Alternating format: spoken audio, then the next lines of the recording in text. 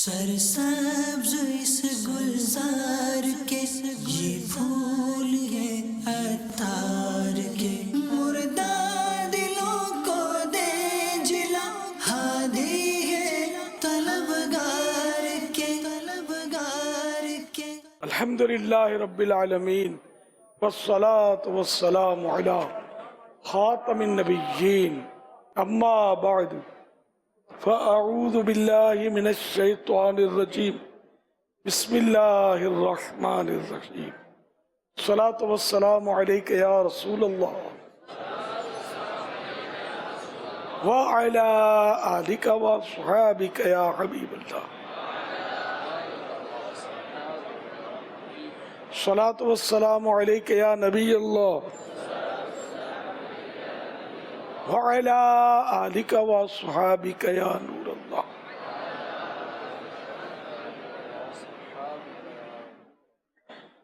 رسول کریم صلی اللہ علیہ وسلم کا فرمان عظیم ہے، میں نے گزشتہ رات عجیب واقعہ دیکھا۔ میں نے اپنے ایک امتی کو دیکھا جو پل صراط پر کبھی گھسٹ کر اور کبھی گھٹنوں کے بل چل رہا تھا۔ اتنے میں وہ درود آیا جو اس نے مجھ پر بھیجا تھا۔ اس درود نے اسے پل صراط پر کھڑا کر دیا، یہاں تک کہ اس نے پل صراط پار کر لیا۔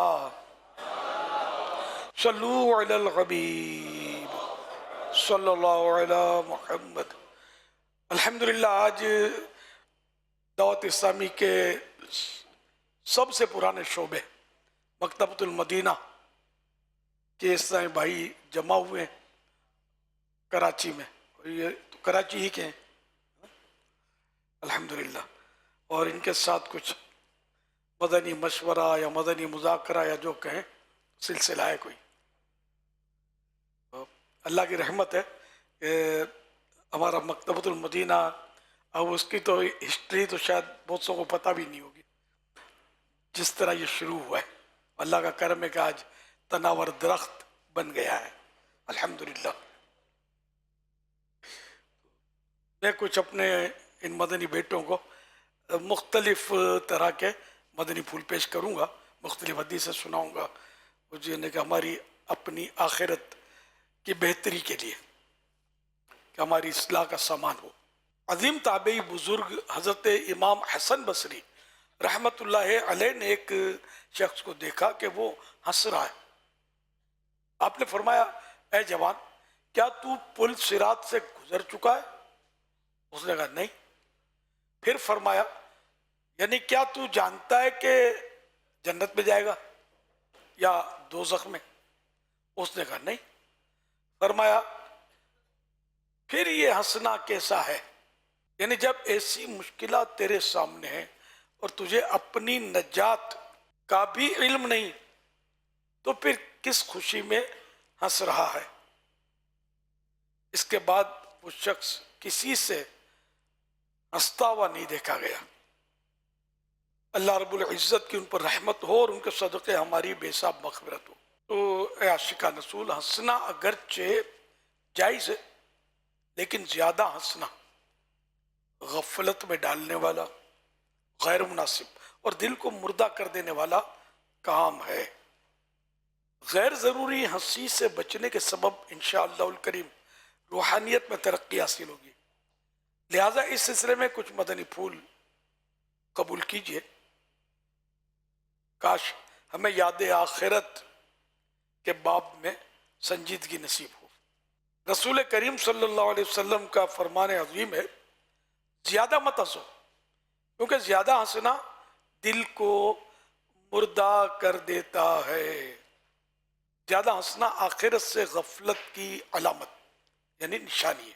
مسلمانوں کے دوسرے خلیفہ حضرت عمر فاروق اعظم رضی اللہ تعالی عنہ فرماتے ہیں، جو زیادہ ہنستا ہے اس کا رعب کم ہو جاتا ہے، اور جو مزاح یعنی مذاق مسخری کرتا ہے لوگوں کی نظروں سے گر جاتا ہے۔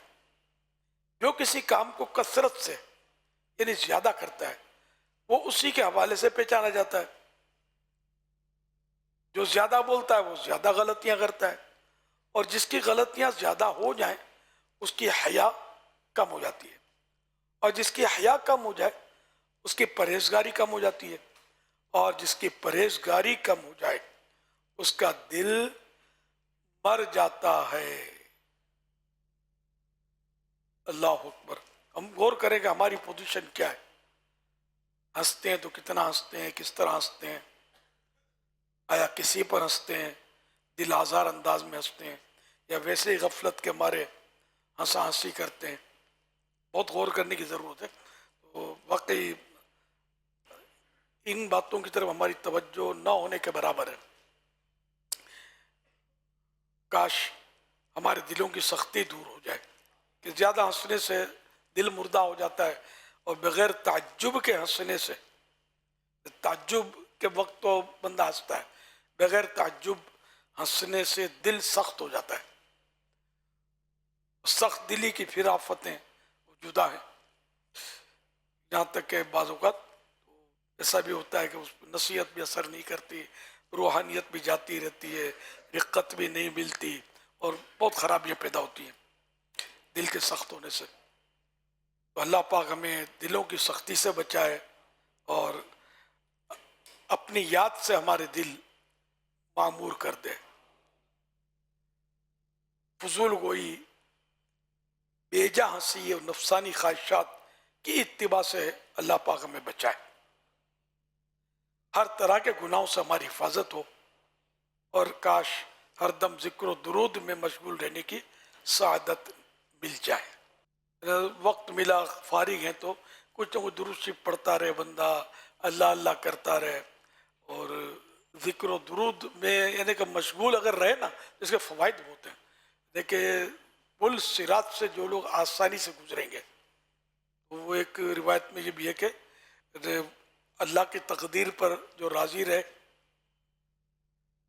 دیکھیں اللہ پاک نے جو کچھ دیا، جیسا ہوا ہمارے ساتھ، بیمار ہو گیا، کچھ بھی ہوا تو شکوہ نہ کرے، اللہ کی تقدیر پر راضی رہنا، اور اپنی زبان کو ذکر الہی سے تر رکھنا، یہ پل صراط پر ایسا شخص آسانی سے گزر جائے گا۔ اور ہم دونوں میں خالی ہیں، دونوں معاملے میں خالی ہے۔ اللہ پاک توفیق دے۔ اب زبان سے نہیں بھی دل کرتا تو ذکر بالقلب بھی ہو سکتا ہے، سانس میں بھی ذکر ہوتا ہے۔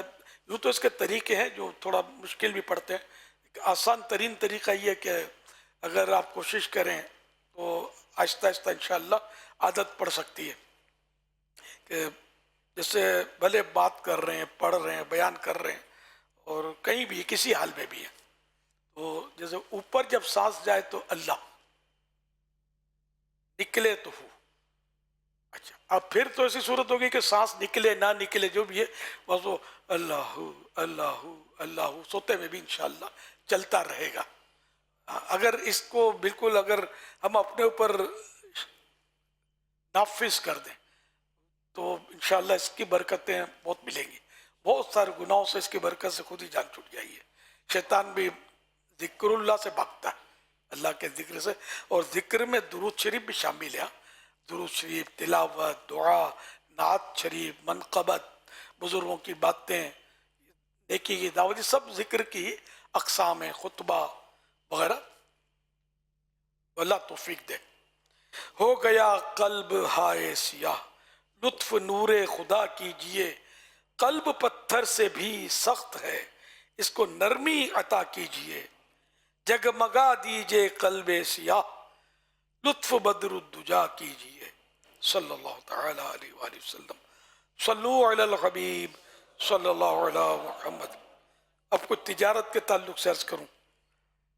منقول ہے کہ بروز محشر تاجر کو ہر اس شخص کے ساتھ کھڑا کیا جائے گا جس کو اس نے کوئی چیز بیچی ہوگی، اور جتنے لوگوں سے اس نے لین دین کے معاملات کیے ہوں گے ان کی تعداد کے برابر ہر ایک کے بارے میں اس سے حساب لیا جائے گا۔ جس جس کے ساتھ لین دین کیا اس کے تعلق سے اسے حساب لیا جائے گا۔ لین دین کرنا کاروبار میں جو آج کل یہ جھوٹ اور فراڈ اور کیا کیا ہو رہا ہے، بالکل ایزی لے رہے ہیں لوگ، لیکن یہ قیامت کے دن کیا ہوگا جب ایک ایک کے بارے میں یہ حساب ہوگا کہ اس کو کیا بیچا، کس طرح بیچا، کیسے بیچا، جو عیب تھا وہ بتایا کہ چھپا کر اس کو دے دیا، کتنا جھوٹ بولا، کتنا اس کو دھوکہ دیا. جس کا حساب ہوا وہ تو پھنسا. حساب دے ہی نہیں سکتے، سوال ہی نہیں ہے. ہمارا تو اتنے مطلب مسائل ہوتے ہیں، ہمارے ہر معاملے میں مسائل ہوتے ہیں. اللہ پاک اپنی رحمت سے ہمیں علم عطا کرے. علم ہی نہیں ہے نا، یہ علم کی روشنی سے بھی بندہ مطلب گناہوں سے بچتا ہے، لیکن وہ بھی نہیں ہے، معلوماتی کچھ نہیں ہے. بہرحال یہ کہ یہ بہت ڈر ڈر کے یہ کام کرنے والے ہیں جو بھی کام کرتے ہیں.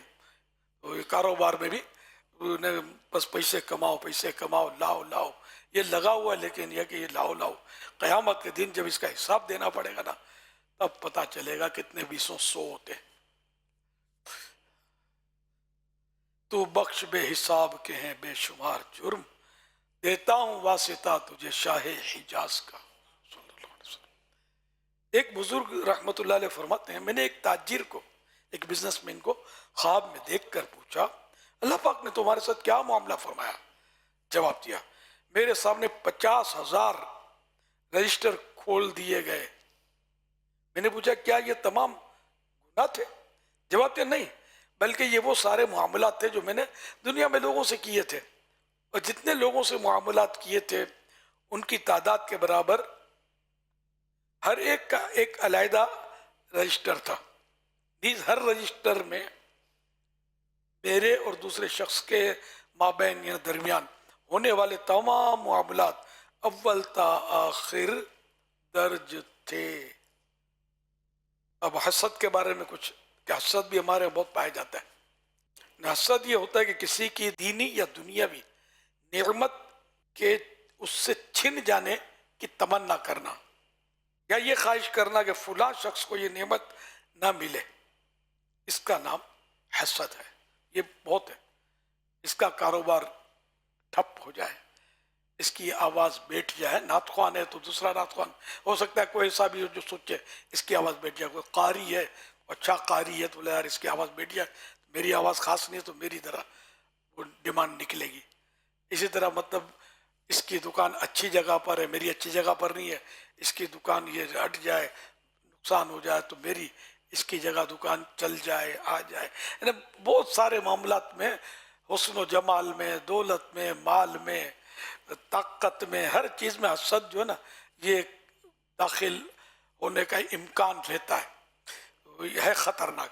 کتنا خطرناک ہے کہ مدینے کے سلطان رحمت عالمیان صلی اللہ علیہ وسلم فرماتے ہیں، آپس میں حسد نہ کرو، آپس میں بغض و عداوت نہ رکھو، پیٹھ پیچھے ایک دوسرے کی برائی بیان نہ کرو، اور اے اللہ کے بندو بھائی بھائی ہو کر رہو. حوالہ بخاری شریف جلد 4 حدیث نمبر 6066. حضرت مفتی احمد یار خان رحمت اللہ علیہ حدیث پاک کی شرح میں فرماتے ہیں، یعنی بدگمانی، حسد، بغض وغیرہ وہ چیزیں ہیں جن سے محبت ٹوٹتی ہے، اور اسلامی بھائی چارہ محبت چاہتا ہے. لہذا یہ عیوب چھوڑو تاکہ بھائی بھائی بن جاؤ. حسد کے تعلق سے ایک حدیث یہ بھی ہے کہ حسد نیکیوں کو اس طرح کھا جاتا ہے جس طرح آگ لکڑی کو. یہ بہت خطرناک ہے حسد، جو یہ عام ہے اور ہمیں احساس بھی نہیں ہوتا کہ ہم دوسرے کی حسد میں مبتلا ہیں. یعنی یہ بھی ضروری نہیں کہ اس کی نعمت چھن کر مجھے مل جائے، بلکہ خالی چھن جانا یا اس کو یہ نعمت نہ ملے یہ بھی حسد ہے. یار یہ فیل ہو جائے تو اچھا، پاس نہ ہو. پاس ہونا نعمت ہے تو تمنا کی کہ یار یہ پاس نہ ہو، تو یہ بھی حسد ہوئی. اور کوئی بہت ذہین ہے تو اس کے بارے میں حسد ہوئی کہ یہ اس کا ذہن جو ہے نا کند ہو جائے، میرے بغیر کوئی پوچھتا ہی نہیں ہے، یہ اس کا ذہن کند ہو جائے. اس طرح مطلب یہ کہ بہت ساری صورتیں حسد کی یہ ہمارے یہاں ہوتی ہیں. یہ اچھا سیل مین ہے، میں اچھا سیل مین نہیں ہوں نا، تو اس کو بعض اوقات حسد ہوگی کہ یہ اچھا سیل مین نہ رہے، یہ مطلب بھول جائے، اس کا حافظہ کمزور ہو جائے وغیرہ وغیرہ. تو اس لیے اس سے توبہ کرنی چاہیے. جو عرض کرتا رہا ہوں میں، اگر اپنے اندر یہ چیز ہے تو اس سے سچی توبہ کرنی چاہیے، اور آئندہ بچنے کا پورا عزم اس سے بچنا ہے. اور کسی کو بولنے کی ضرورت نہیں ہوتی کہ یار میں حسد کرتا تھا اب میں نے توبہ کی ہے. نہیں، اس کی حاجت نہیں ہے. یا فلاں گناہ میں کرتا ہوں، میری کیوں ہے. تو یہ اپنا عیب کھولنا یہ عقل بندی بھی نہیں ہے دنیاوی اعتبار سے بھی کہ لوگوں کے دلوں میں آپ کی نفرت پیدا ہوگی، اور شرعن بھی اس کی اجازت نہیں ہے کہ گناہ کا اظہار یہ بھی گناہ ہے. گناہ بلا ضرورت اس کو ظاہر نہ کرے کسی پر. تکبر، ریاکاریوں، جھوٹ، غیبت سے بھی اور حسد سے بچا یا الہی. صلو علی الحبیب صلی اللہ علی محمد. اب حسن اخلاق کے بارے میں عظیم تابعی حضور حضرت سیدنا عبداللہ بن مبارک رحمۃ اللہ علیہ کے ساتھ سفر میں ایک بد اخلاق آدمی شریک ہو گیا. آپ اس کی بد اخلاقی پر صبر کرتے اور اس کی خاطر مدارات کرتے. جب وہ جدا ہو گیا تو آپ رونے لگے.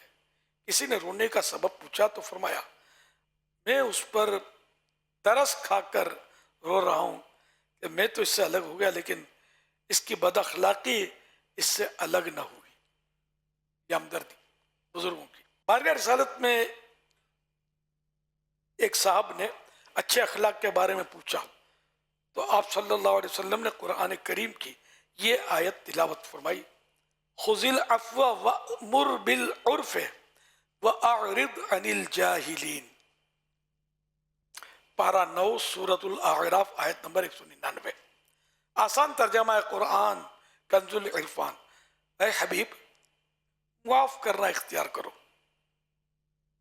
اور بھلائی کا حکم دو اور جاہلوں سے منہ پھیر لو.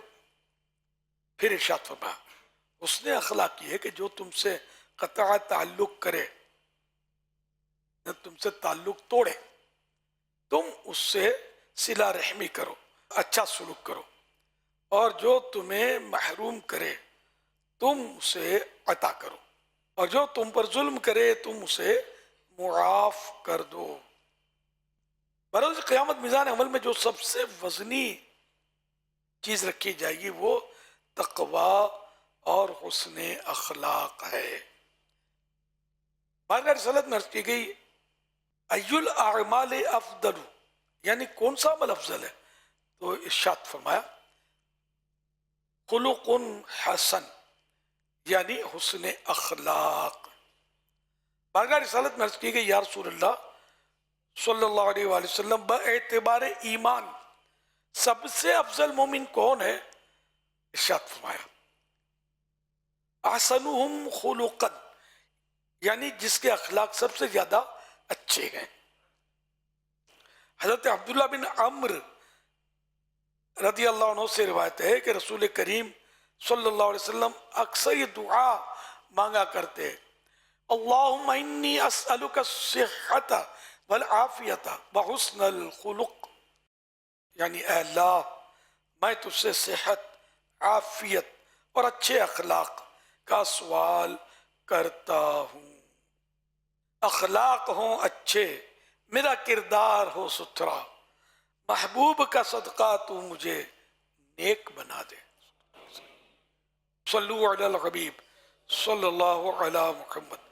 کیا حسن اخلاق بولتے کس کو؟ ہمارے یہاں یہ ہوتا ہے کہ جو اچھی طرح ملتا ہے تو ہم بولتے ہیں اس کا اخلاق بہت اچھا ہے.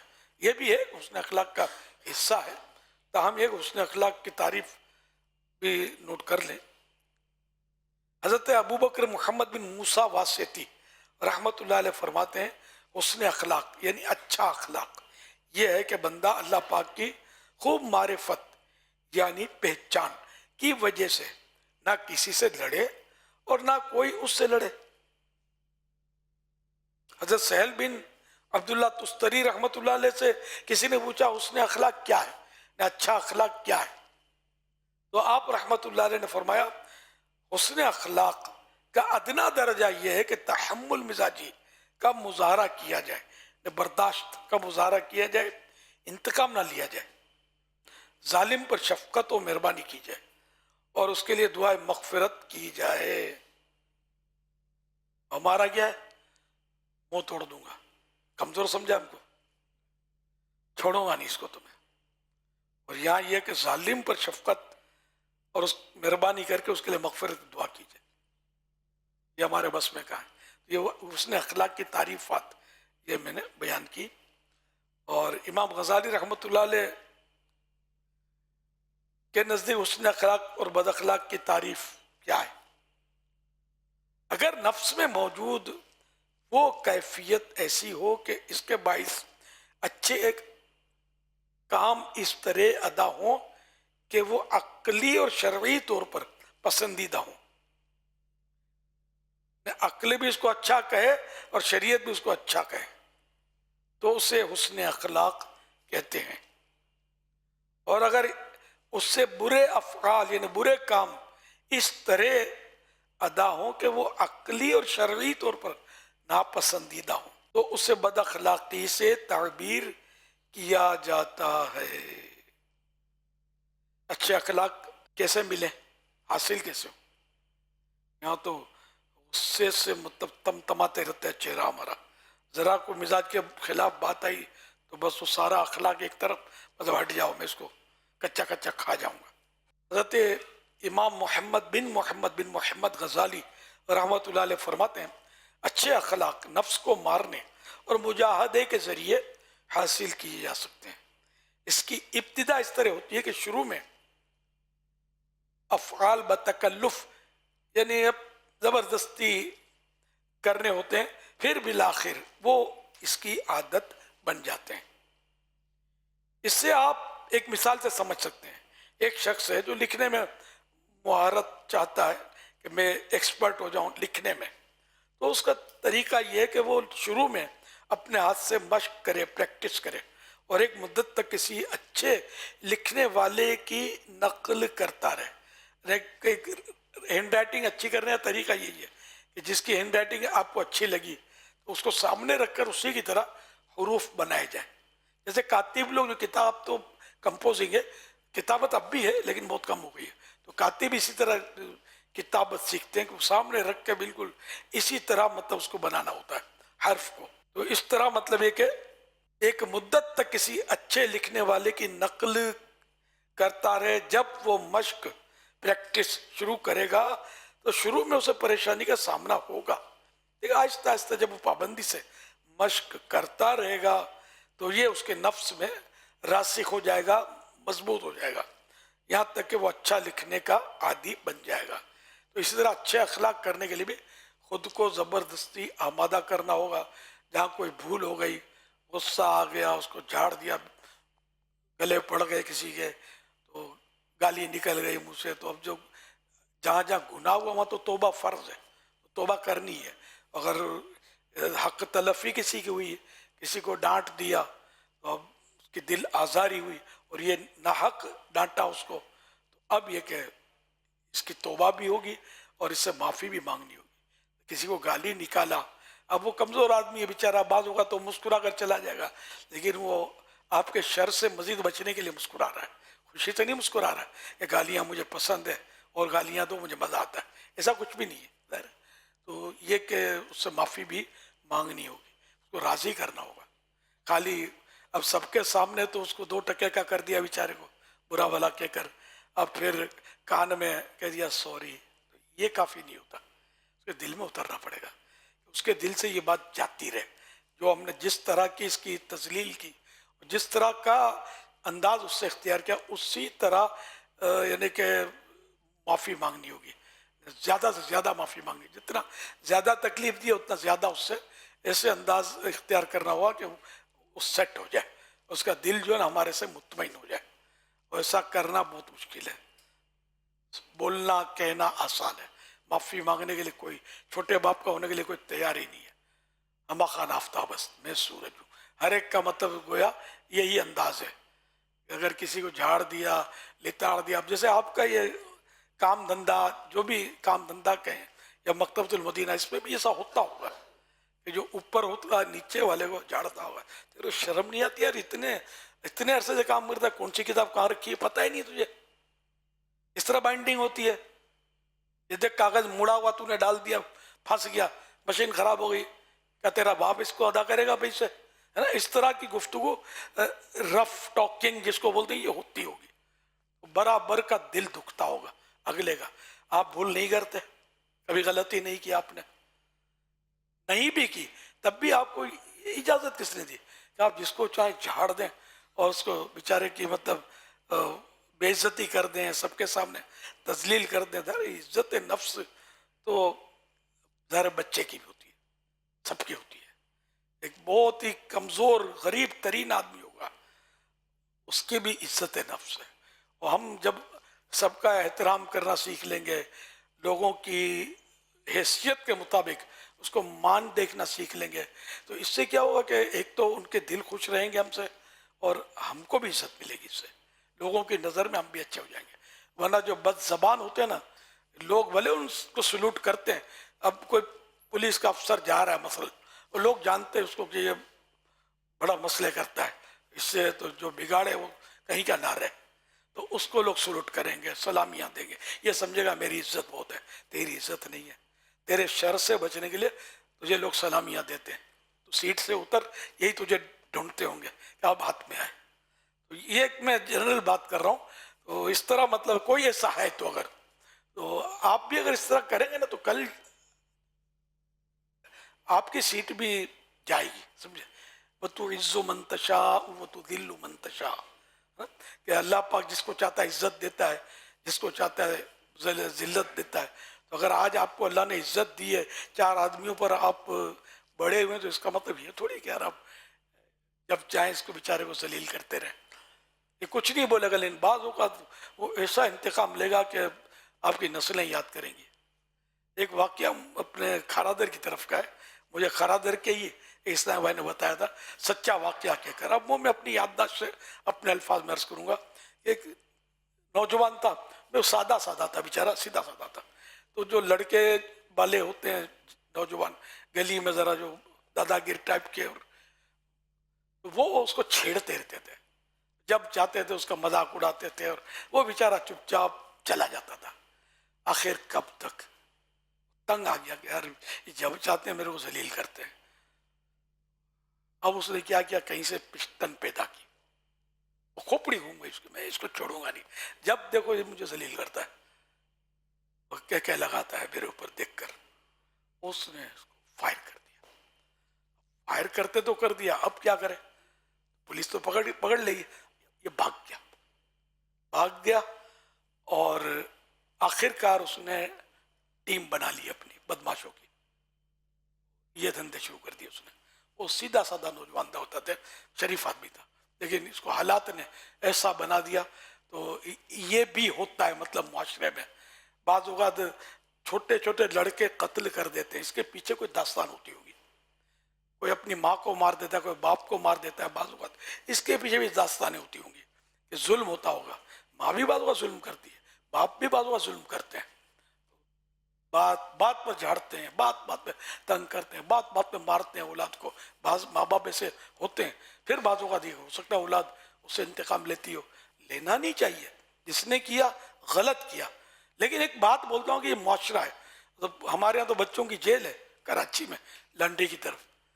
تو چوریاں بھی کرتے ہیں, ڈکیتیاں بھی کرتے ہیں, سب کچھ کرتے ہوتے ہیں. بعض اوقات گھروں کا ماحول ان کو بگاڑتا ہے, بعض اوقات گلی کا ماحول, محلے کا ماحول ان کو بگاڑ دیتا ہے. میرے اپنے بچوں کی بات کروں, ہم لوگ مسالن میں رہتے تھے بہت پہلے تو گو گلی میں رہتے تھے. جب تو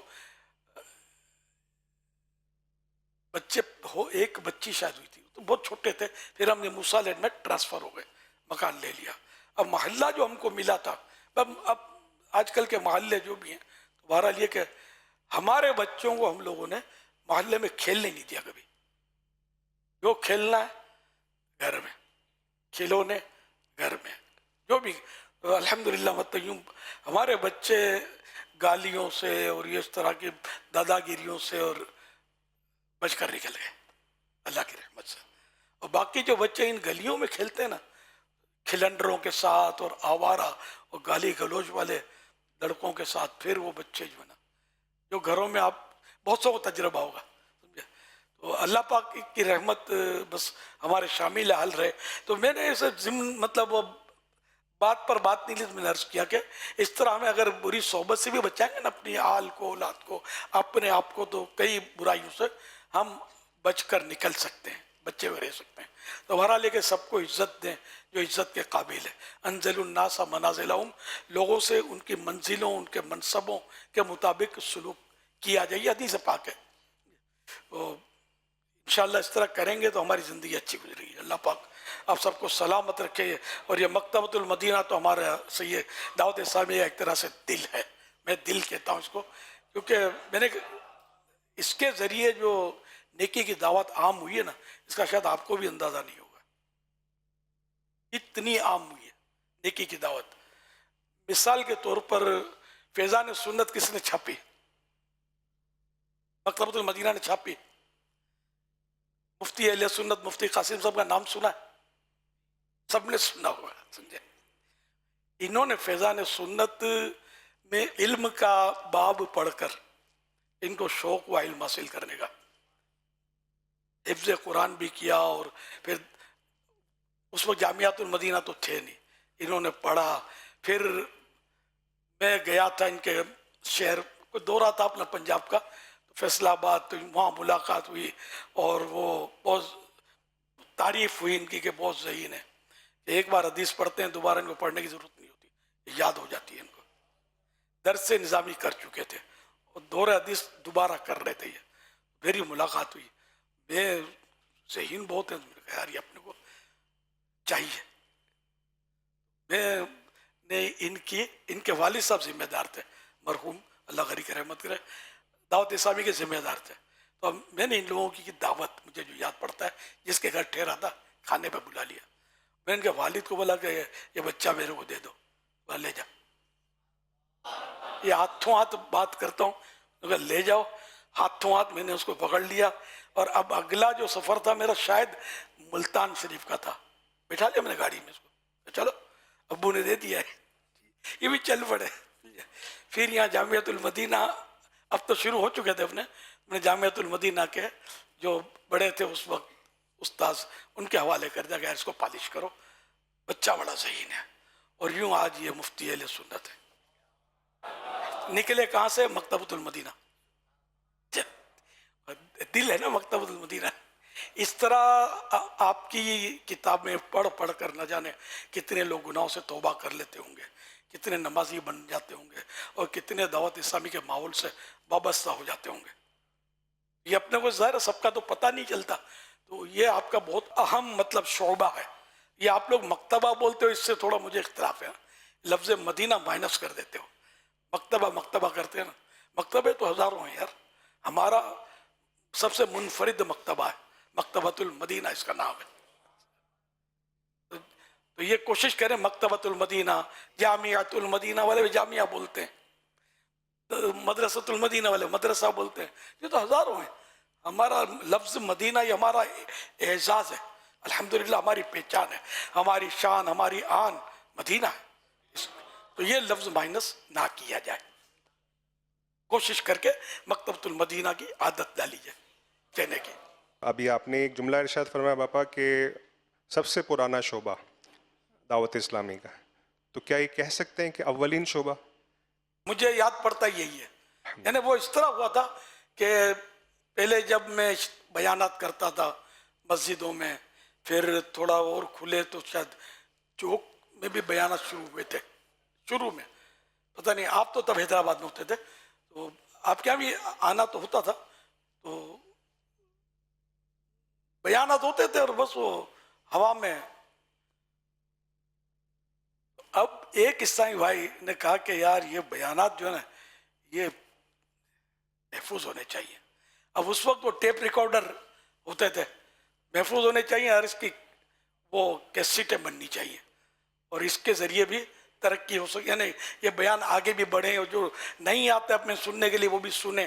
تو اس طرح تو پھر سوچتے سوچتے پھر اس نے اپنا گھر کا ٹیپ ریکارڈر پیش کیا اور بولا یار ایک نوجوان ہے فلاں، اس کا نام تھا اسحاق، اب پتہ نہیں کس حال میں، بنس روڈ کی طرف شاید رہتے تھے، اسحاق ان کا نام تھا.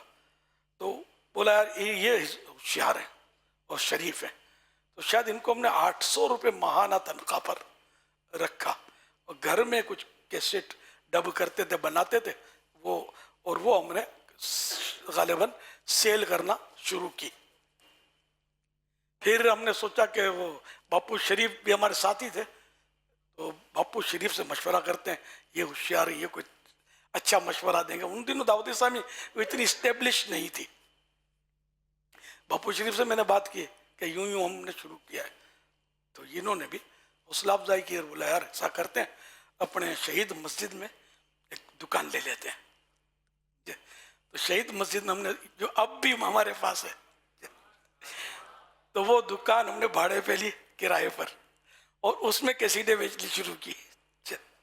پھر آہستہ آہستہ رسالے اور پتہ نہیں جو اب جہاں پہنچے وہاں پہنچے, جو دیکھا دل کے اندر ہے. ماشاءاللہ ہمارے ایک دو اسلائی میں ایسے ہیں جو اس وقت سے اب تک ماشاءاللہ ہاں, عبد الرحمن بھائی جو بہت باوا, سید عبد الرحمن ہیں. جی جی شاہ صاحب, اور ماشاءاللہ یہ بھی اللہ اکبر, بہت جونائن ماشاءاللہ. اللہ اللہ. اور کہاں تو آصف بھائی, بالکل چینج تھی, میں نے دیکھا ہی نہ تھا نا یار. زمانے کے بعد زیارت ہو رہی ہے سید صاحب جی. ہاں تو گودام میں ڈبل 12 گھنٹے بند ہوتے ہیں کیا؟ حالانکہ میں پہرے میں رہتا ہوں اس کے باوجود نظر آتا ہوں لوگوں کو ماشاءاللہ. مگر یہ اتنے پرانے نہیں ہوں گے جتنا پرانا یہ شعبہ ہے. حاجی امتیاز بھی اب بزرگ بن گئے بیچارے, بوڑھے ہو گئے. ککری گراؤنڈ میں سب سے پہلا اجتماع دعوت اسلامی کا حاجی امتیاز کا کہنا میں نے وہ اٹینڈ کیا تھا, بچہ تھا میں آیا تھا وہ. الحمدللہ ماشاءاللہ. یہ یوں کہہ سکتے ہیں نا, واقعی اور کوئی شعبہ تھا ہی نہیں نا اس وقت جب یہ بنا شعبہ. پھر مکتبۃ المدینہ نام رہا اس کا, اور کیا کیا بس ہوتا چلا گیا. اب تو ماشاءاللہ عربی مکتبۃ المدینہ بھی کھل گیا, اور الحمدللہ مطلب یہ کہ اب تو قابل فخر کارکردگی ہے الحمدللہ. اتنا سارا اسٹاف ہو گیا.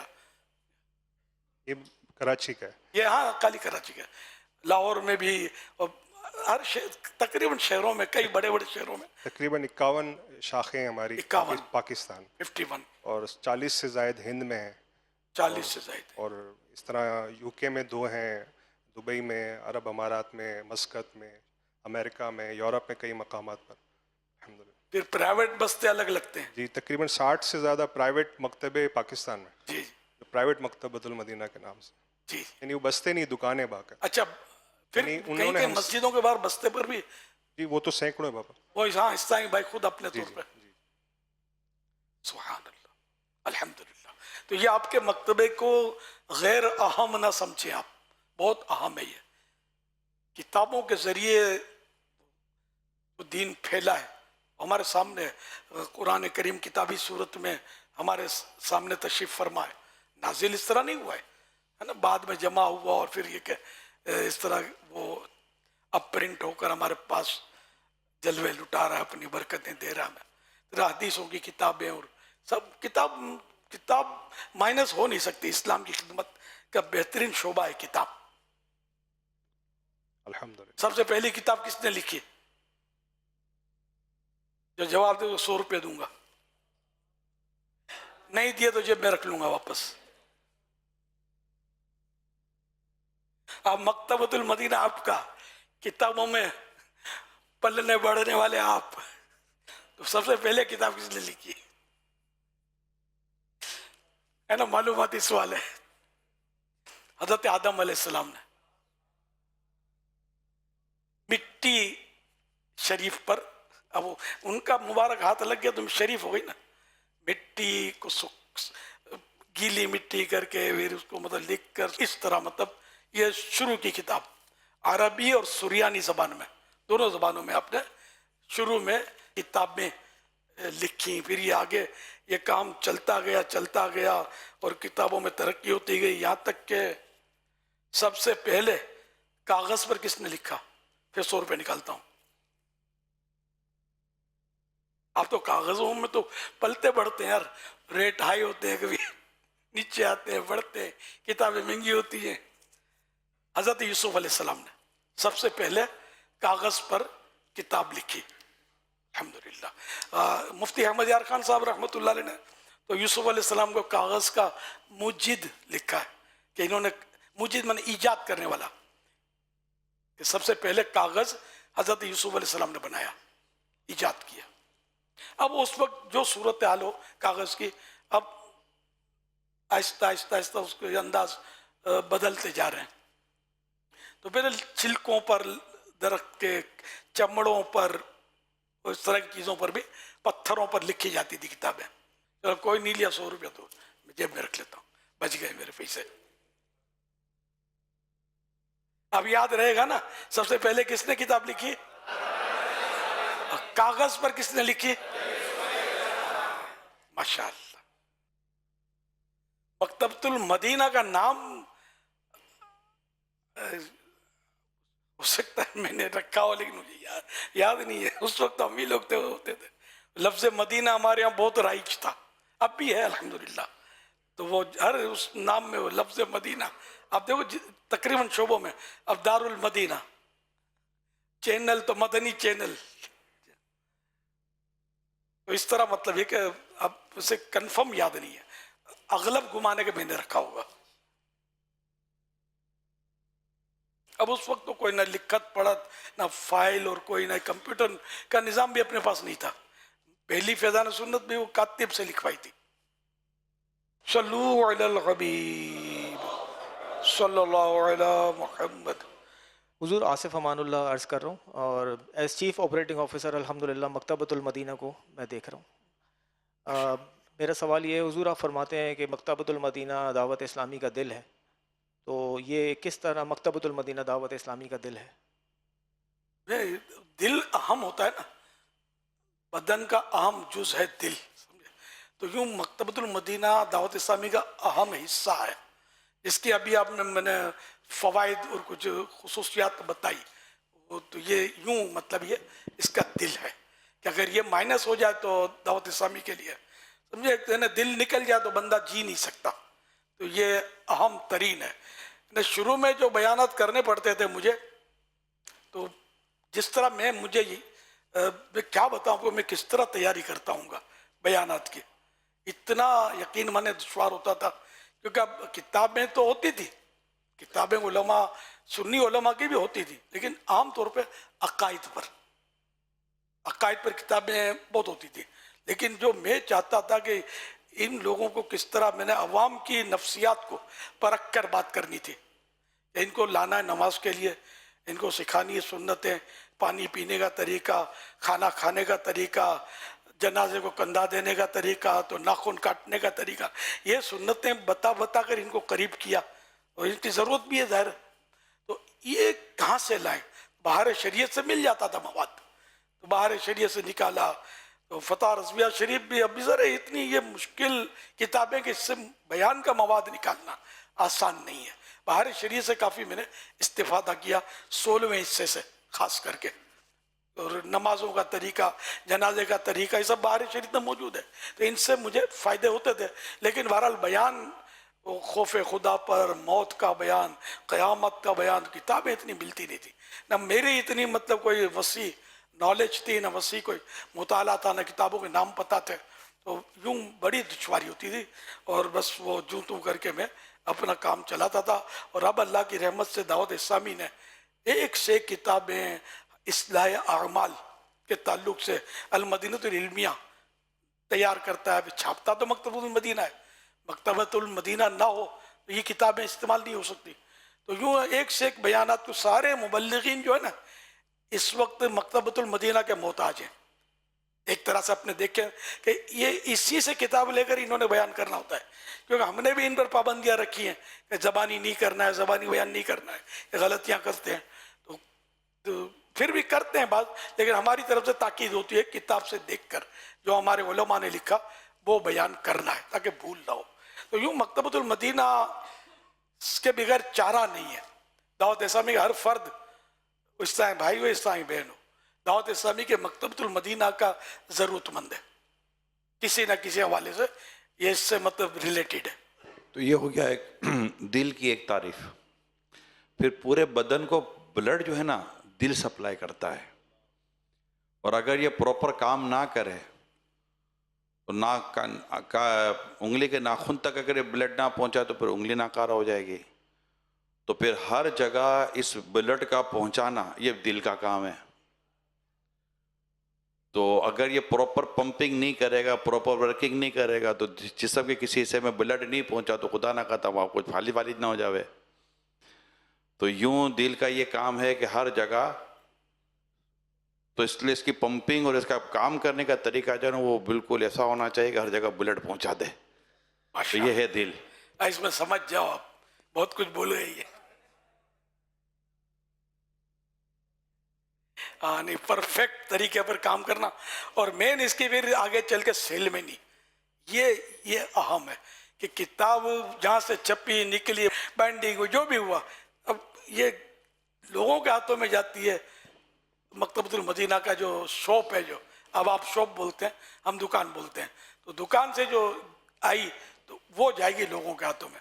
اب جن ہاتھوں سے یہ دوسرے ہاتھوں میں گئی اب یہ شاپ پر بیٹھا وہ ہاتھ کیسا ہے اور اس کی زبان کیسی ہے اس پر بڑا ڈیپینڈ کرتا ہے. حضور اس پر میں چاہوں گا کہ آپ یہ ارشاد فرمائیں کہ ایک شخص ہماری دکان پر آیا اور اس نے کہا کہ مجھے فیضان سنت چاہیے.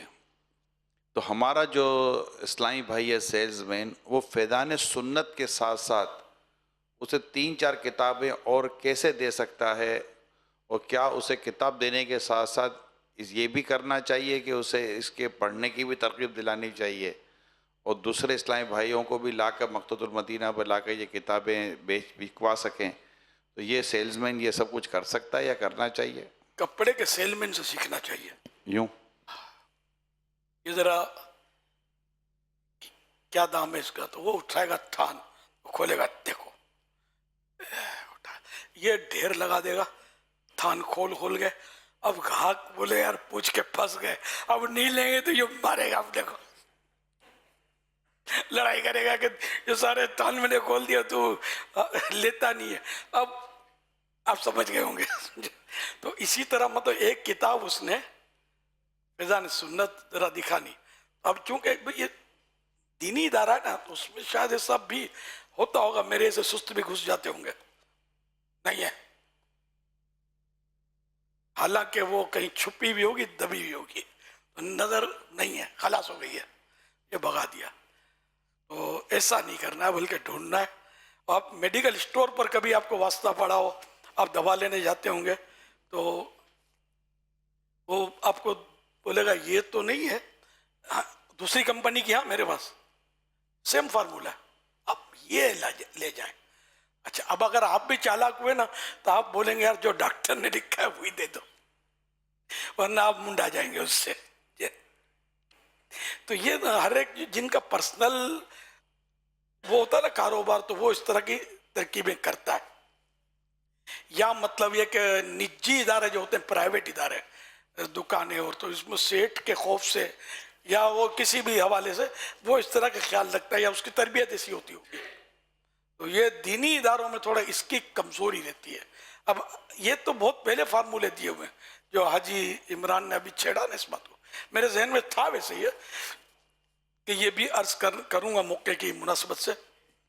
تو یہ کرنا یہ ہے کہ جیسے کتاب اگر نہیں بھی ہے نا تو کوئی اور کتاب اس کو دکھا دی کہ اس میں بھی سنتیں لکھی ہوئی ہیں اس میں بھی مطلب گناہوں سے بچنے کے طریقے لکھے ہوئے ہیں. اپنی کئی کتابیں اس طرح کے موضوعات پر ہوتی ہیں وہ دکھا دی اس کو خریدنے پر راضی کیا یا بھلے فیضان سنت ہی موجود ہے وہ پیش کی. تو اس کے علاوہ یہ بھی لے جاؤ نا یہ کتاب زبردست ہے یہ بھی لے جاؤ نا. اس طرح مطلب ہو زبردست نا تو قرآن و حدیث جس میں وہ زبردست ہی ہے لیکن رائٹر لکھائی چھپائی بھی دیکھی جاتی ہے. تو خیر وہ مطلب اس کو اچھا اب کسی نے کتابیں لی آپ کے پاس سے 900 روپے کی 1000 کا نوٹ نکالا اب آپ تو 100 روپے ڈھونڈتے پھریں گے. ارے یار 100 روپے بھی اپنی گلے میں ڈال لیں اور اس کو یہ لے لو اس کا 35 روپیہ دیا ہے اس کا 45 روپیہ دیا ہے اس طرح کر کے 100 روپے اس کو پورے کر دینے چاہیے. 100 روپے دیوا ہی نہیں اس کو. کتابیں محبت سے پیار سے اگر راضی کرنا ہے زبردستی تو ذرا نہیں ہو کوئی لے گا بھی نہیں گن پوائنٹ پر تو یوں اس کو راضی کر کے یہ بہت اچھا رسالہ ہے یہ نیا رسالہ آیا ہے جبکہ وہ نیا یہ تو لے ہی لو آپ یار.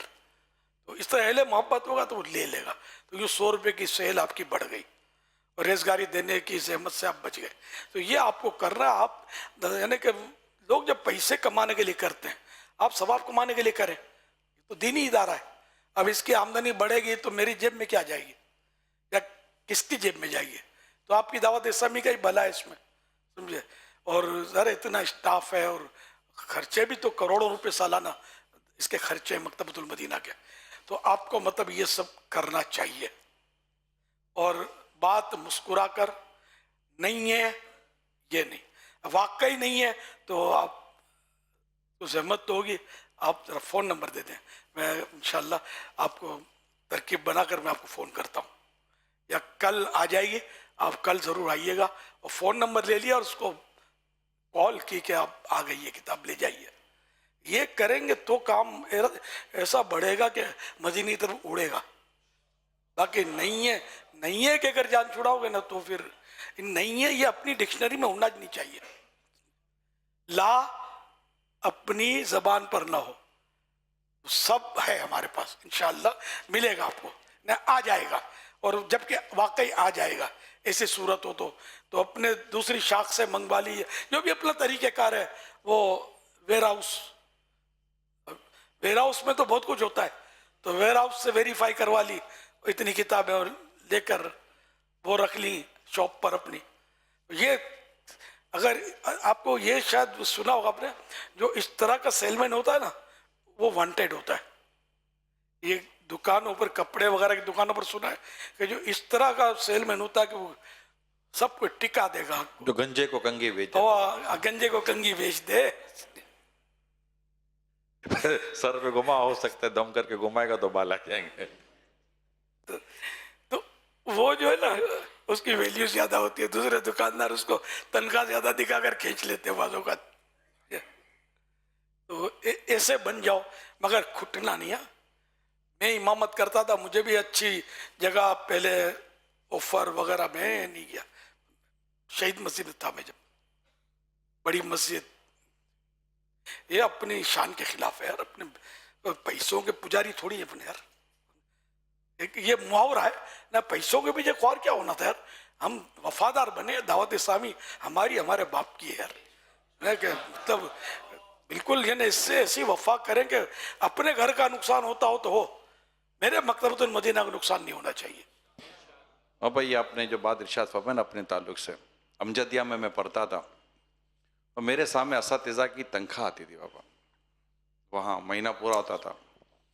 تو میری ایک دو اساتذہ سے بات بھی, تو جب ان کی تنخواہ پتہ چلی تو تنخواہ کا جو فگر تھا وہ کہہ سکتا ہوں اس ٹائم میں شاید میرے موبائل کا بل ہوگا. اس وقت موبائل کی انکمنگ آؤٹ گوئنگ دونوں کے پیسے لگتے تھے نا, تو مجھے بڑی حیرت ہوتی تھی. تو میں ایک دفعہ میں استاد سے اتنی کم تنخواہ تو زیادہ تنخواہ والے ادارے, جو جواب تھا استاد صاحب کو بتا رہا, عمران یہاں ہمارے اس بزرگوں نے پڑھایا ہے, ہم یہ جگہ چھوڑ کر نہیں جائیں گے. وہ وفا کا جملہ تھا, یہ تھی وفا. یہ مکتبۃ المدینہ میرے باپا کا ہے,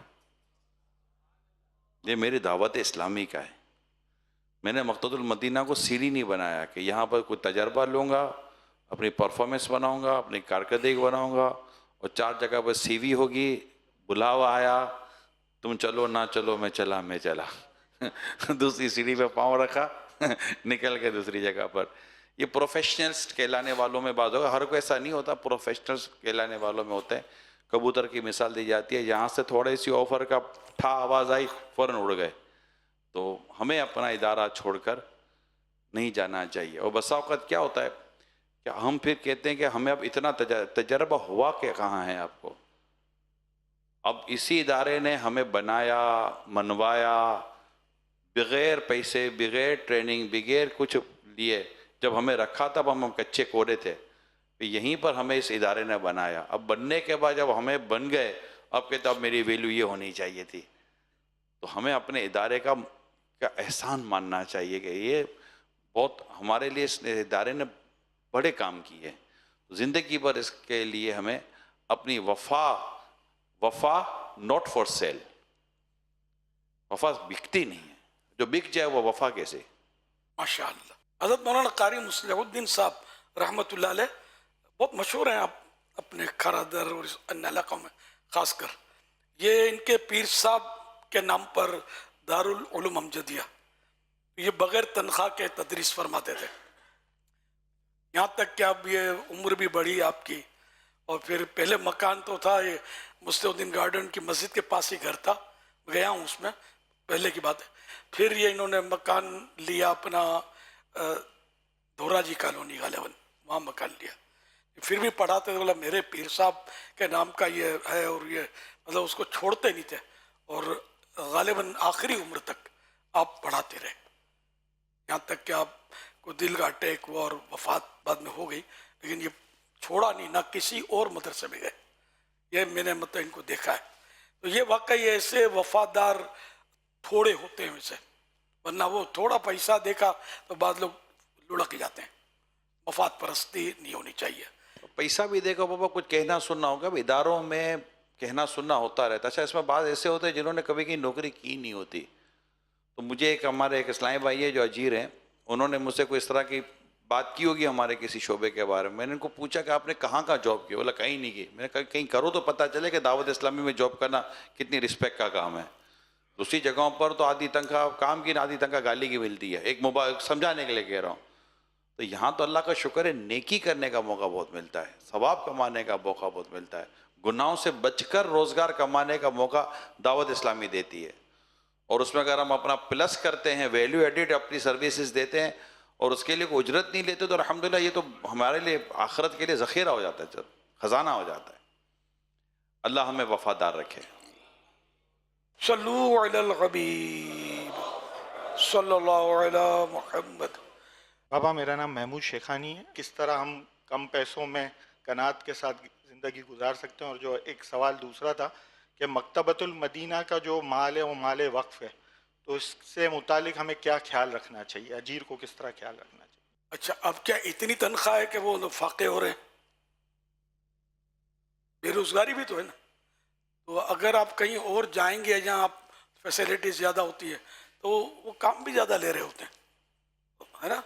کام بھی زیادہ لیں گے, جوخم بھی زیادہ ہوتا ہوگا, مسائل بھی زیادہ ہوتے ہوں گے, گالیاں بھی زیادہ پڑتی ہوں گی. ہمارے یہاں تو گالی کا تو تصور میرے خیال میں نہیں ہے الحمدللہ, لیکن وہاں بہت کچھ ہوتا ہوگا جس کے پیسے ملتے ہوں گے. اچھا, پھر وہاں دین نہیں ہوتا ہوگا. یہاں ماشاءاللہ نماز کا کہا جاتا ہے کہ نماز پڑھو, وہاں یہ کہا جاتا ہوگا یار ہر وقت نماز ہی پڑھتا رہے گا کیا؟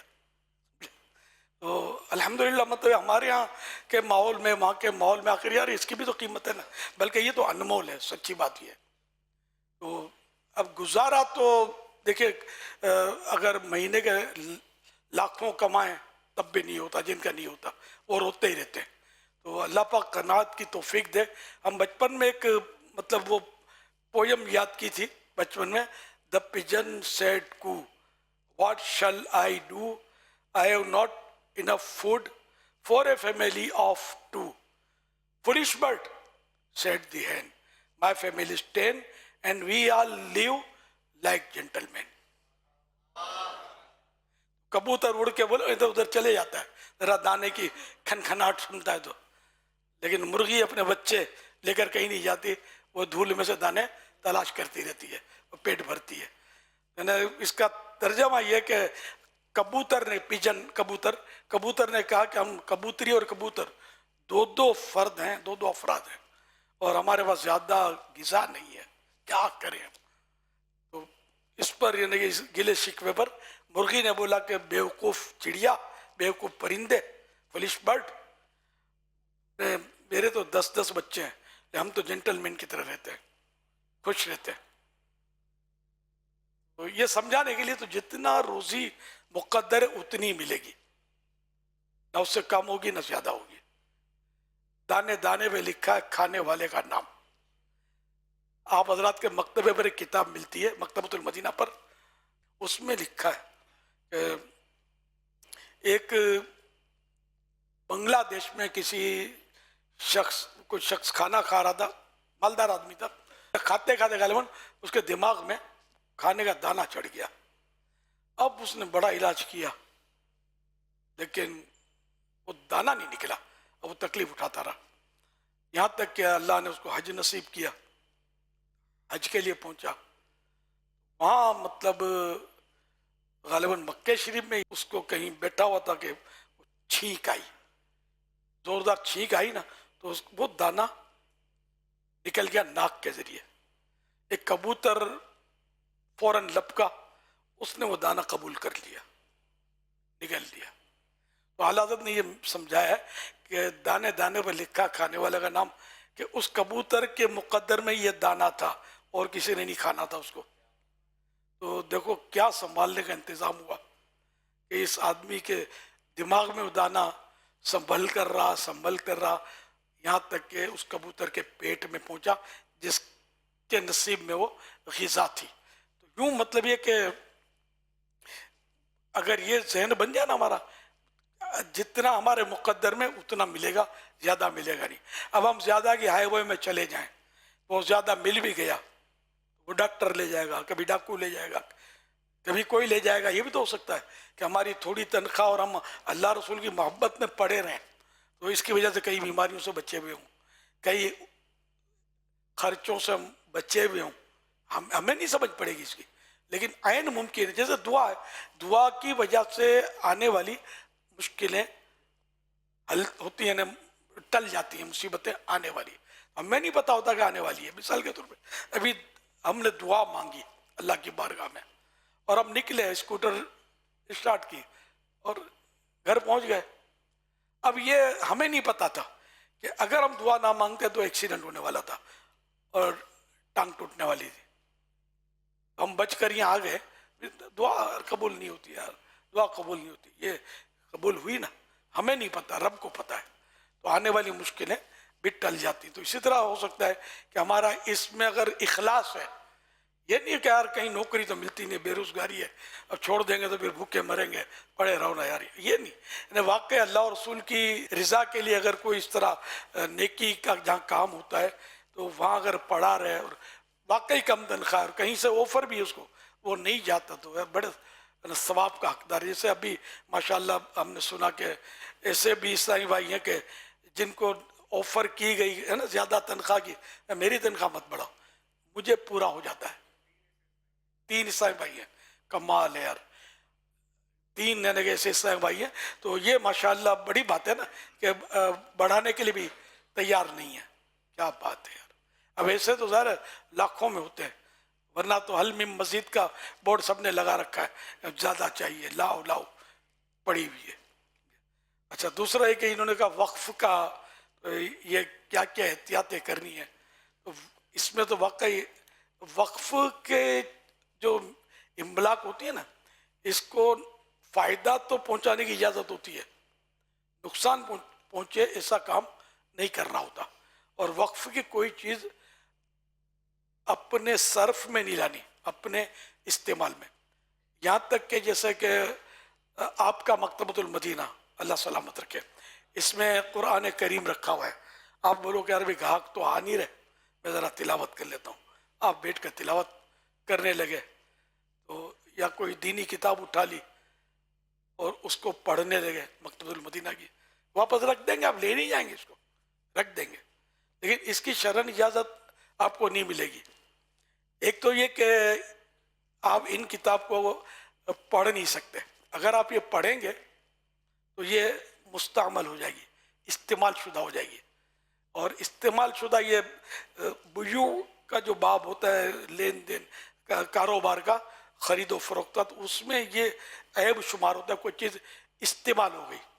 اچھا, یہ جو مکتبۃ المدینہ کی کتاب ہے تو وہ سرسری طور پر اگر کسی نے دیکھ لی نا تو یہ منع نہیں ہے. ہاں, اس کو اگر کوئی ہاتھ چکنے ہاتھ لگ گئے, میلا ہو گیا یا کوئی اس میں خرابی پیدا ہو گئی, تب تو مطلب اس کا تاوان بھی دینا پڑے گا. قیمت میں فرق پڑ جائے گا نا, اس سے میلی کچیلی ہو جائے گی. اب یہ موبائل ہے, میری موبائل کی دکان ہے, اب میں اس کو یوز بھی کرتا ہوں, گاہک آیا تو پکڑا بھی دیتا ہوں, نیا باکس ہے سب کچھ ہے, وہ تھوڑا یوز کیا میں نے دے دیا, اس کی اجازت مجھے نہیں ملے گی کہ یہ تو استعمال شدہ ہو گیا. اب میرا ذاتی ہے دکان, میں گاہک کو بول دوں گا یار میں نے اس کو استعمال کیا, لینا ہے, ٹھیک ہے لے جاؤ, تو وہ الگ صورت ہے. لیکن یہ تو وقف کی چیز ہے نا, اس کو تو آپ کوئی اجازت بھی نہیں دے سکتا نا کہ آپ اس کو یوز کریں. تو ایک تو یہ کہ آپ یوز کریں گے استعمال ہی ہو جائے گی. دوسرا یہ کہ آپ سمجھتے ہیں کہ ابھی گاہک نہیں, اور اچانک گاہک آ گیا اور آپ تلاوت میں لگے ہوئے ہیں, تو وہ گاہک دیکھے گا تو وہ بھی تھوڑا یوں یار تلاوت کر رہے ہیں, چلو یار اس دکان سے لے لیتے ہیں. تو یہ آپ کے جو بھی دکان پر جہاں کام کرتے ہیں اس کو نقصان پہنچے گا نا. जहाँ चाहे प्राइवेट दुकान हो, नुकसान तो पहुंचेगा उसको।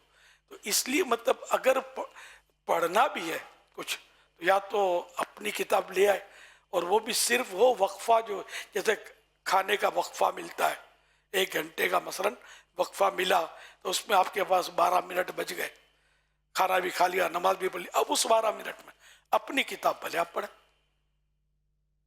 इसी तरह जैसे ग्राहक नहीं है तो आप मतलब ये कोई जिक्र अस्कार कर रहे हैं बैठे बैठे, तो लेकिन ये अलग से नहीं कि जैसे अभी तो जाहिद बने बैठे और ग्राहक देख कर चला जाए कि हजरत इबादत में मशगूल है उस दुकान से ले लेते हैं, ये नहीं।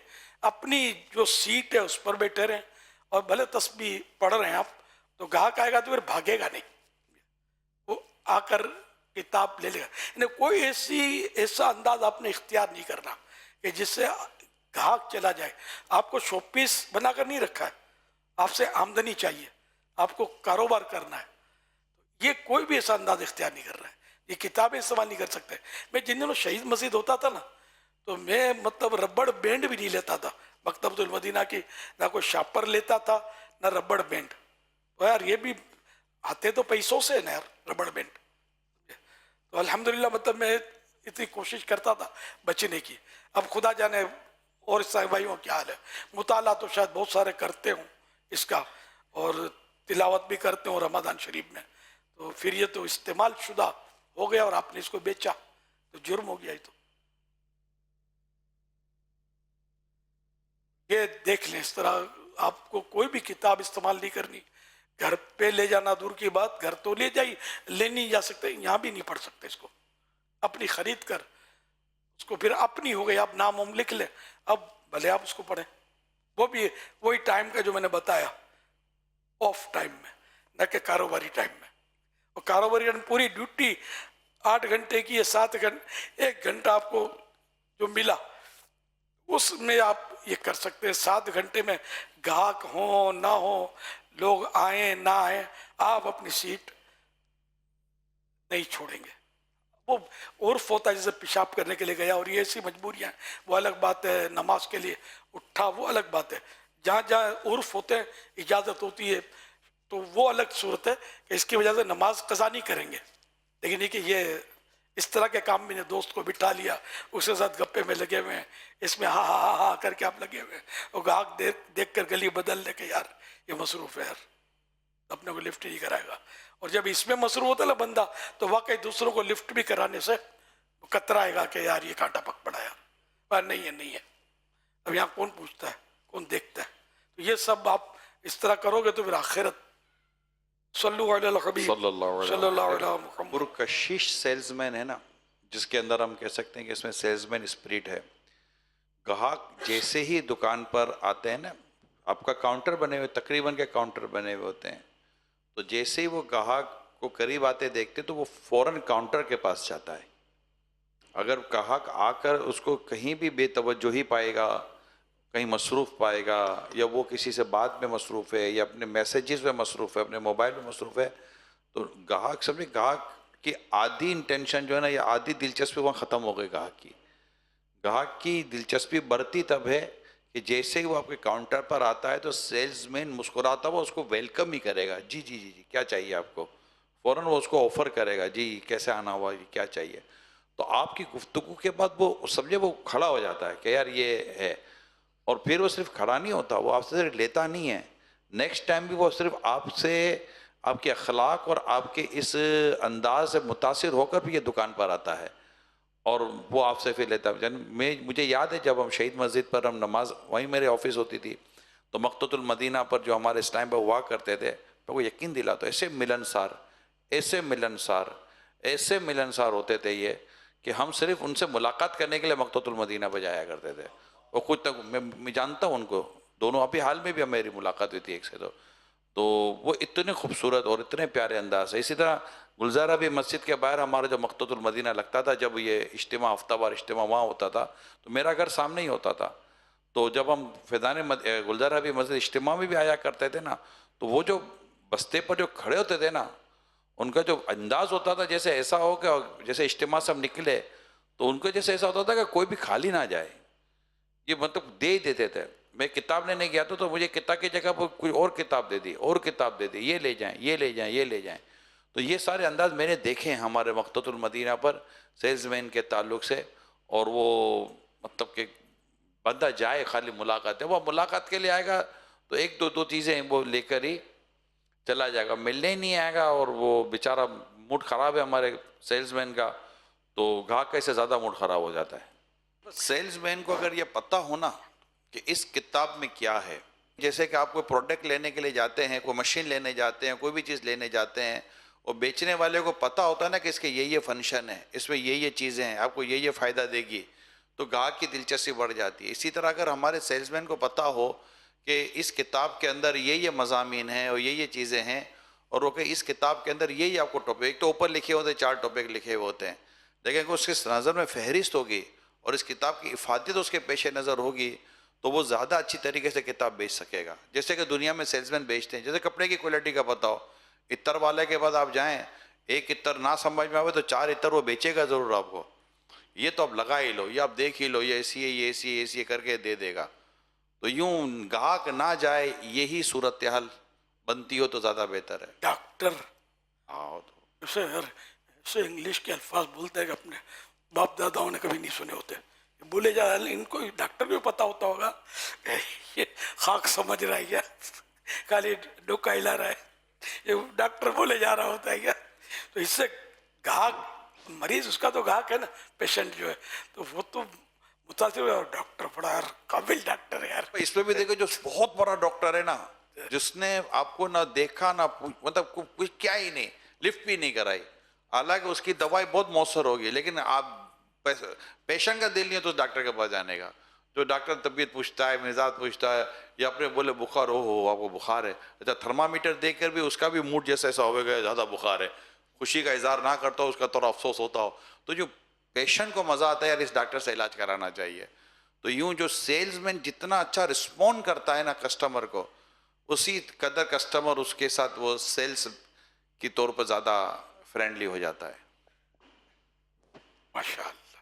صلو علی الحبیب صلی اللہ علی محمد. السلام علیکم. وعلیکم السلام میں رحمۃ مکتبۃ اللہ المدینہ کے وبرکاتہ. اکاؤنٹس کو دیکھتا ہوں.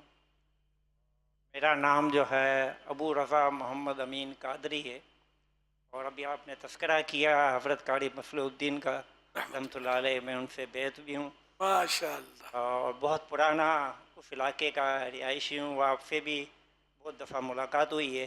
میرا نیکی کی دعوت کے حوالے سے یہ سوال ہے کہ مکتبۃ المدینہ کے جو اسلامی بھائی ہیں، وہ یہاں ملازمت کے بعد پھر وہ کہتے ہیں کہ ہم اتنے تھک جاتے ہیں کہ جو 12 دینی کام ہیں وہ ہم کس طرح کریں. یہ جو سارے سائیں بھائی کام کرتے ہیں، کیا وہ مانگ کے کرتے ہیں کیا؟ سارے نوکریاں کر رہے ہوتے ہیں، دکانیں چلا رہے ہوتے ہیں، اور اپنی اپنی مصروفیات ہوتی ہے، اور دعوت اسلامی کے 12 دینی کام بھی کر ہی رہے ہوتے ہیں یار. تو اس طرح مکتبۃ المدینہ والوں کو بھی کرنا چاہیے، بلکہ آپ کو تو زیادہ کرنا چاہیے. اب آپ کو پوچھیں کہ وہ وہ حاجی عمران کا کہاں بیان ہو رہا ہے، اور پتہ چلا کورنگی میں بیان تھا، تو آپ کو پتہ ہی نہ ہو، ساری دنیا کو پتہ، آپ کو پتہ نہ ہو، تو اس پر امپریشن کیا پڑے گا. ایک میں نے ویسے مثال سمجھ میں آئی تو عرض کر دیا. یا ہفتہ وار اجتماع یہاں آپ کا مکتبۃ المدینہ کا یہاں وہی کون سی مسجد لاگو پڑتی ہے؟ اچھا جیسے آپ شہید مسجد کے دکان پر جو ہیں شاپ پر، تو آپ بتائیے کہ آپ کو دعوت اسلامی کا ہفتہ وار اجتماع یہ کہاں قریب پڑے گا؟ کھارا در والے تو ہوں گے نا، کہاں قریب پڑے گا؟ فیضان مدینہ قریب پڑے گا یا کورنگی 4 نمبر پر رضا مسجد؟ کون سا قریب پڑے گا، کون بتائے گا؟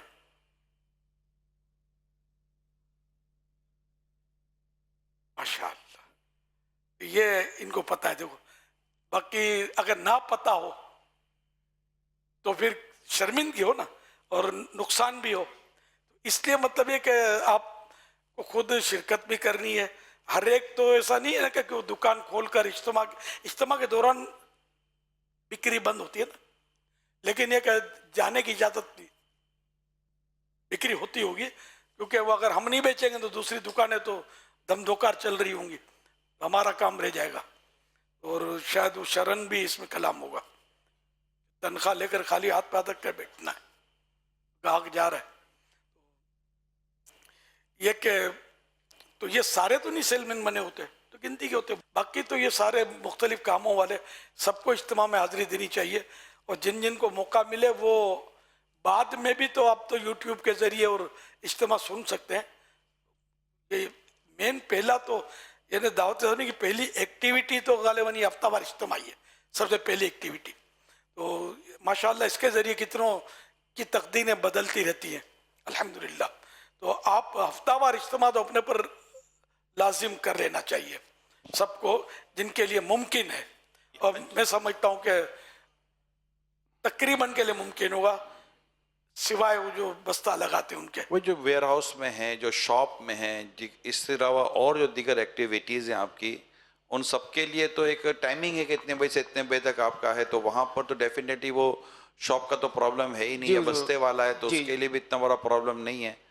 تو کیا تو جا سکتا ہے جو امیر سنت ارشاد. مکتبۃ المدینہ کی جو شاپس ہیں وہ تو اجتماع کے دوران کھلی ہوتی ہیں, کیونکہ جہاں پر اجتماع ہوتے ہیں وہاں پر تقریباً ہماری دکانیں, اور اگر دکانیں نہیں ہیں تو وہاں پر ہم بستہ لگاتے ہیں. باقی جو اسٹاف وغیرہ ہوتا ہے ان کی ایک اپنی ٹائمنگ ہوتی ہے, اس حساب سے وہ چھٹی کر کے چلے جاتے ہیں. دکان والے جو ہیں وہ اجتماع کے دوران یا تو بستہ لگا رہے ہوتے ہیں یا ان کی دکان کھلی ہوتی ہے. ماشاءاللہ. تو جو چھٹی کر کے جاتے ہیں تو وہ اپنے علاقے میں اگر جاتے ہیں تو وہاں ان کے پر ہفتہ وار اجتماع کا تو آپشن موجود ہے نا. جی بالکل, کیونکہ آپ جب بھی ہفتہ وار اجتماع میں جائیں گے نا تو ایک نظر اگر آپ اجتماع میں شرکا کو دیکھیں گے تو شاید ان میں سے کم و بیش سبھی اپنی جاب سے فارغ ہو کر ہی آئے ہوں گے. اپنے انوکھے تو نہیں ہوں گے کہ ہم ہی خالی جاب کر کر آئیں. تو سارے کے سارے کام کاج سے ہفتہ وار اجتماع پہنچتے ہیں. کوئی گھر ہی نہیں جاتا, ڈائریکٹلی ہفتہ وار اجتماع پہنچتے ہیں. گھر جائیں گے تو پھر کب پہنچیں گے. تو ہمیں ہفتہ وار اجتماع کے ساتھ ساتھ اور پھر اپنا مدنی مذاکرہ ہے.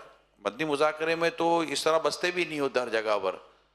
تو سب کو مدنی مذاکروں میں یوں شرکت کرنی چاہیے کہ جہاں جہاں اتنا تو بستوں کا رجحان نہیں ہے مکتبۃ المدینہ کا یہ اپنے مدنی مذاکروں میں, فیضان مدینہ یا چند ایک جگہ کے علاوہ. تو اور پھر اتوار چھٹی بھی ہوتی ہے. تو اللہ کرے گا آج کی رات کا ہمیں یہ ایک تحفہ مل جائے کہ سب کے سب مدنی مذاکرے اور خصوصی مدنی مذاکرے میں بھی شرکت کریں. سنڈے چھٹی ہے اور سب شرکت کر ہی رہے ہیں. ہفتہ وار مدنی مذاکرے میں بھی آ رہے ہیں, یہاں سو رہے ہیں, تہجد کی نماز کی سعادت پا رہے ہیں, دعائیں ہو رہی ہیں, پھر خصوصی مدنی مذاکرہ مل رہا ہے. مدینہ اور فجر کی نماز بھی جماعت سے, یہاں عشاء بھی جماعت سے ملے, فجر بھی جماعت سے ملے تو رات بھر عبادت کا ثواب بھی حاصل کریں گے انشاءاللہ. صلو علی الحبیب صلی اللہ علی محمد. امیر سنت کی بارگاہ میں سوال یہ ہے کہ ہماری مکتبۃ المدینہ کے مختلف شاپس پر اسلامی بہنیں بھی تشریف لاتی ہیں. اب اس میں کیا کیا احتیاطی کی جائے, اس بارے میں رہنمائی فرما دیجیے. اللہ اللہ. اب ان سے یہ کہ ادھر ادھر کی بات نہ کی جائے, فری نہ ہوا جائے, نگاہیں سنبھال کے رکھے, حفاظت کرے نگاہوں کی, ٹو دا پوائنٹ بات کرے اور ایسی چکنی چپڑی نہ کرے. اس سے اپنے آپ کو نہ اللہ سے ڈرتا رہے کہ مجھے کوئی ذات دیکھ رہی ہے, میں بھی جو میرے دل میں وہ بھی اس کو پتہ ہے. انشاءاللہ اس طرح کوشش کریں گے تو بچت کی صورت بنے گی. نیت پر ہے, ذہن اگر اچھا ہے تو انشاءاللہ بچت ہو جائے گی. صلو علی الحبیب صلی اللہ علی محمد. سرسبز اس گلزار کے یہ پھول